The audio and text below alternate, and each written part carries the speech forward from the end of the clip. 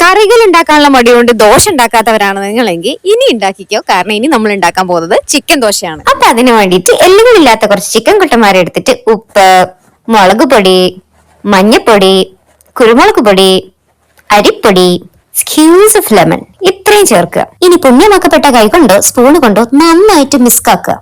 അതിനുശേഷം നിങ്ങൾ റിച്ച് ആണെങ്കിൽ കോക്കനട്ട് ഓയിൽ അല്ലെങ്കിൽ സാധാ ഏതെങ്കിലും ഒരു ഓയിൽ എടുത്തിട്ട് ഈ ചിക്കനൊക്കെ നന്നായിട്ടൊന്ന് പൊരിച്ചെടുക്കാം.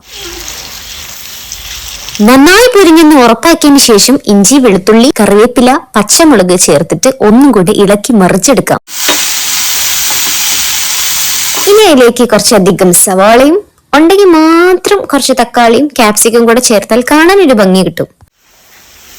ആർഭാടത്തിനും അലങ്കാരത്തിനും വേണ്ടി കുറച്ച് ടൊമാറ്റോ സോസും അതുപോലെ തന്നെ മല്ലിയിലയും കൂടെ ചേർക്കാം. ഇനി നമുക്ക് വേറൊരു പാന് വെച്ച് നിങ്ങൾക്ക് അറിയുന്ന രീതിയിൽ നല്ലൊരു ദോശ അങ്ങ് ചുട്ടെടുക്കാം. അത് ഏത് ഷേപ്പും ആകാം. അതൊന്ന് ഉഷാറായി സെറ്റായി വന്നു കഴിഞ്ഞാൽ അതിലേക്ക് നല്ല നെയ്യ് അങ്ങോട്ട് ആവശ്യത്തിനധികം ഒഴിച്ചു കൊടുക്കുക. ഇനി അതിലേക്ക് മസാല തട്ടി കൊടുക്കുക, തലങ്ങും വലങ്ങും മടക്കി കൊടുക്കുക, ഒരു പാത്രത്തിലേക്ക് ആക്കുക, കഴിക്കുക. അപ്പൊ നിങ്ങൾക്ക് കൊതിയാണെന്നുണ്ടെങ്കിൽ നിങ്ങളൊന്ന് ട്രൈ ചെയ്ത് നോക്കുക.